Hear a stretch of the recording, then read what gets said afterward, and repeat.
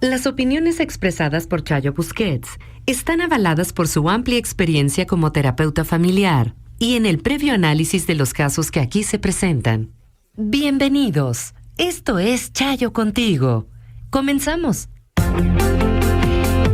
Fíjense que hoy en día suele haber mucha confusión alrededor del tema de los berrinches.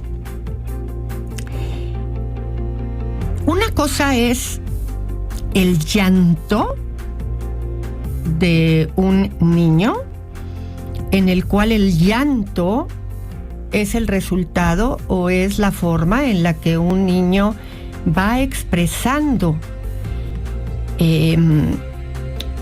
lo que no le gusta, lo que le molesta o inclusive lo que le duele, porque no tiene lenguaje e incluso lenguaje suficiente, ¿ok?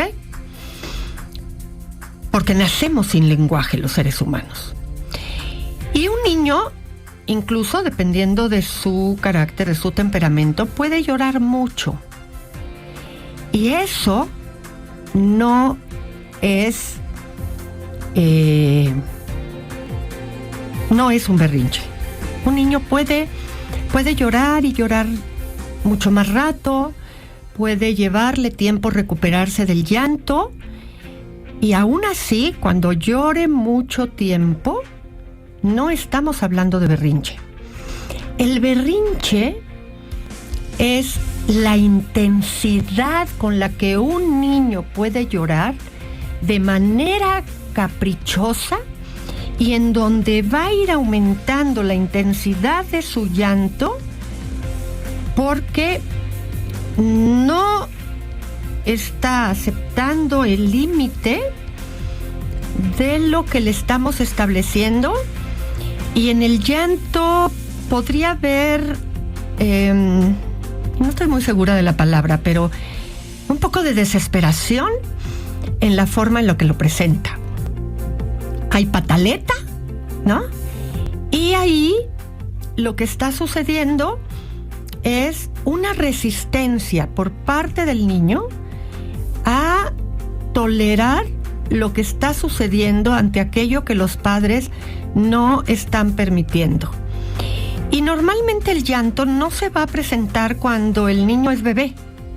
El llanto se presenta cuando el niño ya es más grande y entiende perfectamente lo que está sucediendo, pero no está dispuesto a tolerarlo. Así es que va a ir relacionado con el carácter y con un niño que no quiere lo que está pasando y en donde, dependiendo del temperamento con el que nació, va a estar incrementando el llanto en alguna medida por voluntad propia. Eso es lo que es el berrinche. Y por eso me atrevo a decir que cuando unos padres manejan bien el llanto no se va a seguir repitiendo. Y en ese proceso, ante ese buen manejo del berrinche, ¿ok?, que va acompañado de llanto, pero muchas ocasiones puede ya ni siquiera presentar el llanto. Ya nada más viene la conducta del pataleo, del movimiento de los brazos, del jalonear a los padres, y a veces hasta nos fijamos y ya ni siquiera hay lágrimas. Eso es lo que es un berrinche. Cuando los padres, por cansancio o porque creen que el hijo está sufriendo, acceden a lo que el niño pide, es cuando el niño aprende que esa es la manera de obtener lo que quiere. Así es que tenemos que tener mucho cuidado, porque el berrinche no es sinónimo de llanto, y le tenemos que ir enseñando al niño a ir modulando la forma en la que se resiste frente al manejo de el capricho de no aceptar el límite que se le está estableciendo. Ir controlando las emociones es algo que nos va a llevar pues casi la vida entera, pero digamos que mayoritariamente se aprende durante la infancia y la adolescencia. Es un trabajo de largo tiempo. Y cuando no se aprendió en ese tiempo, evidentemente todavía de adultos lo podemos aprender. Pero en el proceso de crecimiento es algo que es normal que se presenten no reguladas, porque no hay control de impulsos en términos generales. Y pues las emociones son una respuesta a los estímulos que hay. Nuestro movimiento corporal también es resultado y es la respuesta de los estímulos que recibimos, y por lo tanto, si a un niño le arrebatas algo, te pega, por ejemplo, ¿no? Te contesta feo, y en fin, una serie de comportamientos. Y la educación, básicamente, es poderle ir diciendo a un niño y a un adolescente, a ver, así no se contesta, ¿no? Ayer justo nos decía Eduardo Calixto, que estuvo aquí de invitado en el programa, los niños cuando los llamas te responden ¿qué?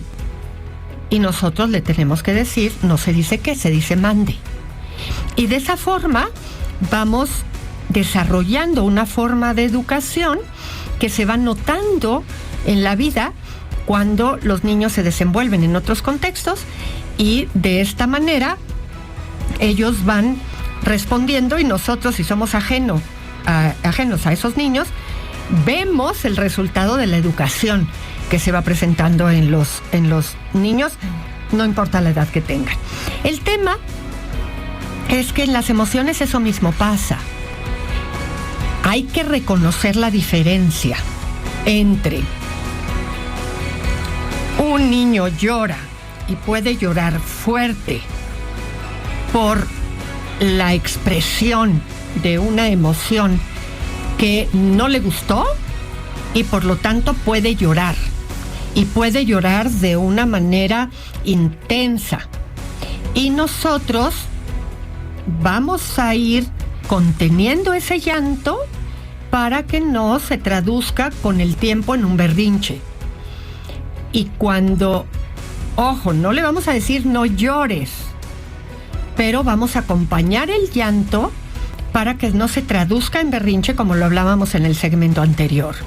De pronto va a haber niños que sí van a hacer en algún momento un berrinche, y ahí la contención va a tener que ser más grande, pero lo vamos a ir conteniendo. Y en ese proceso el niño aprende. Pero si con un berrinche obtiene lo que quiere, el berrinche va a ser útil, ¿ok? Y en esa utilidad, este proceso se va a volver un proceso que él aprende como conducta a repetirla. Y al principio ya ni llora, ya directo se salta al berrinche. Por eso es que lo puede aprender. Hoy en día, se habla mucho de situaciones que los niños tienen que aprender, tienen que vivir en todo el proceso del desarrollo. Y la realidad es que una de las cuestiones es que los niños lo presenten como algo normal, como algo natural, y otra es que no tengamos que hacer algo con eso. Es decir, es normal, por ejemplo, que un niño pequeñito, estoy hablando de 3 años, 4 años, te reporte la maestra del preescolar, del kinder, que mordió. Sí, es normal, pero eso no quiere decir que no tenemos que hacer nada por eso. Es normal que aviente, es normal que arrebate, es normal que no quiera prestar sus cosas. Es normal una serie de situaciones que por la falta de control de impulsos lo presente. Pero eso no significa que tengamos que responder nosotros como papás. Ay, a ver, pues es que es normal, está chiquito, ¿no? Qué raro que la maestra de preescolar lo diga, si ella debería de conocer que eso es lo lógico en niños pequeñitos de esas edades. Sí, pero eso no significa que en la escuela y en casa no tengamos que reforzar que tiene que haber una consecuencia frente a esos comportamientos. Es normal que un niño llore de manera escandalosa o que haga un berrinche de repente. Sí, es natural que lo presente, pero eso no significa que nosotros no tengamos que aprender a manejar eso para que ese comportamiento no se convierta en un problema complicado. Y ya después, cuando el niño esté tranquilo, hablemos con él y le expliquemos por qué hubo una consecuencia ante esa circunstancia. Incluso que hagamos una conducta de contención. Es normal que aparezca el comportamiento, pero eso no significa que no tengamos que hacer algo para irlo modulando. Así es que no nos confundamos. No está peleado que tengamos que poner consecuencias a que sea normal que presente el comportamiento. Y es que en muchas ocasiones escuchamos que dijeron el pediatra, la psicóloga, el terapeuta, es que eso es normal, y entonces pensamos, no tengo que hacer nada al respecto. Sí, si haces un mal manejo, esa conducta se va a perpetuar. Si haces un buen manejo, esa conducta va a continuar y se va a hacer un gran problema. Y entonces tenemos a chicos de 6, 7, 8, 10, 15 y a un adulto de 40 haciendo grandes berrinches, presentando conductas que no son apropiadas para la edad que se tiene. ¿Y de dónde surgió eso? De un mal manejo. Entonces, cuidado con la forma en la que escuchamos normal, porque de ahí se pueden venir situaciones en las que consideramos que no habría que hacer nada. No son sinónimos.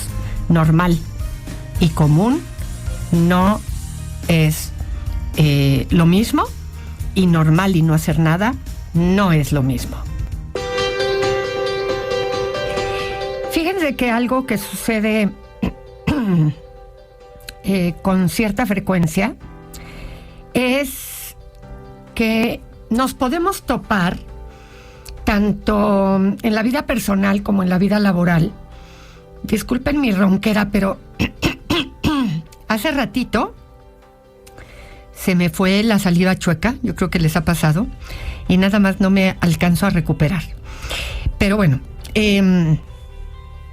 la persona controladora, y hay muchísimas personas controladoras, personas que controlan absolutamente todo. El número de hojas que te dan, el número de plumas, si ya se acabaron, si se las tienes que regresar vacías para que entonces te faciliten otra, cuánto se ha gastado la goma, de qué manera se tiene que llevar el control absoluto de cada cosa. Si una puerta hace mucho ruido, entonces le ponen letreros a la puerta. En la casa, por ejemplo, llevar un tipo de control absoluto con los hijos, de tal forma que si por ejemplo, cómo se gasta el shampoo, el jabón, juntan los pedacitos de jabón que fueron quedando cuando ya prácticamente casi no te queda nada, y entonces lo juntan, y luego cuando otro jabón se acaba lo juntan, y luego cuando otro jabón se está acabando lo juntan, y entonces pegan los pedacitos de ese jabón que ya casi no, para hacer otro jabón, y entonces con ese jabón ya te puedas otra vez bañar, que la tapa del champú sea lo único, y entonces le dan esa tapita de champú llena, porque no puedes utilizar más champú que ese, ¿no? En fin, Por ejemplo, el papel de baño, en lugar de ponerlo en el papel de baño donde se pone para usarlo, te dan tus 2 cuadritos de papel de baño para que ese lo uses y entonces no gastes más. En fin, toda una serie de cuestiones. Y es curioso porque no tiene que ver con la cantidad de dinero, con un control económico que se puede estar teniendo porque la familia o la persona está cuidando la economía. No tiene que ver con eso. Tiene que ver con situaciones emocionales que la persona está tratando de cubrir alrededor de esa circunstancia. Porque hay cuestiones que está tratando de tapar alrededor de esto y que siente que se desbordaría emocionalmente si eso no lo controla afuera. Normalmente las personas cuando tienen este tema, en realidad es porque hay algo a nivel emocional que o no pudieron controlar en su vida o le tienen miedo a lo que podría pasar en su vida emocional y entonces lo traducen afuera a partir de esto. Hacen muy infelices a las personas con las que viven. Cuando son la pareja, normalmente sus relaciones de pareja no son permanentes, no son duraderas. Cuando se trata de los hijos viven situaciones muy complicadas en una circunstancia entre el afecto y el enojo que viven hacia el padre o hacia la madre que presenta esta circunstancia, en donde se pueden vivir con un sentimiento de culpa muy grande por lo que el padre o la madre les puede generar. Y viven muy atormentados con estas situaciones, porque están constantemente vigilados. Cuando hay una enfermedad, por ejemplo, con el ejemplo que les conté del baño, de medir el tema de el papel de baño, por ejemplo, cuando se enferman por una situación como la que nos puede pasar a todos, el tener que pedir más papel de baño se vive con una situación de mucha angustia. Porque aunque el padre o la madre facilite ante la enfermedad esto, como siempre fue medido de una forma tan exagerada, pues piensan que le están quitando o le están haciendo algún daño a esto que el padre o la madre medía de esta forma tan exagerada, porque de alguna manera es un tipo de violencia al interior de la familia. Y es muy importante porque los hijos tienen que vivir una cierta libertad al respecto de cómo se manejan en el interior de la casa.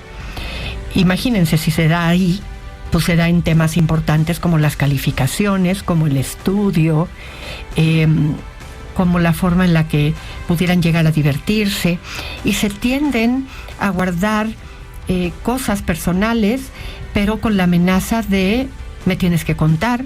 Y en todo lo que tiene que ver con la adolescencia hay una persecución importante por parte del padre o la madre, porque tienden a ser personas que no viven relaciones, una cierta libertad en las relaciones personales, mientras se da la etapa del crecimiento. Así es que son personas que tendrían que recibir ayuda psicológica, pero normalmente pues no lo van a buscar y van a tratar de imponer sus ideas al respecto de sus creencias con las personas con las que viven alrededor. Es complicado ser hermano, ser hijo, ser padre de personas así, y es muy importante que quien es hijo, hermano, padre, amigo, sepa que no están mal y que eso que están viviendo no es un sufrimiento natural. Fíjense que cuando queremos hacer reflexionar a un hijo porque hizo las cosas mal, una vez que ya se tranquilizó, una vez que ya pasó la consecuencia, hay que preguntarle, ¿por qué lo hiciste así? ¿Cuál fue tu lógica? ¿Cómo podrías haberlo hecho de otra manera? ¿Y cómo querrías actuar la próxima vez? Porque eso le va a ayudar a entender que el comportamiento que cometes en un momento tenía opciones. Y esa parte muchas veces se nos olvida. Solamente lo regañamos por lo que hizo, le ponemos una consecuencia y hasta ahí nos quedamos. Pero lo importante es que lo reflexione tu hijo, no que tú le digas, lo hiciste muy mal, esta es la consecuencia y tendrías que haberlo hecho de esta otra manera. Si viene de su propia reflexión, es mucho más probable que la próxima vez sepa cómo reaccionar. Audiocentro.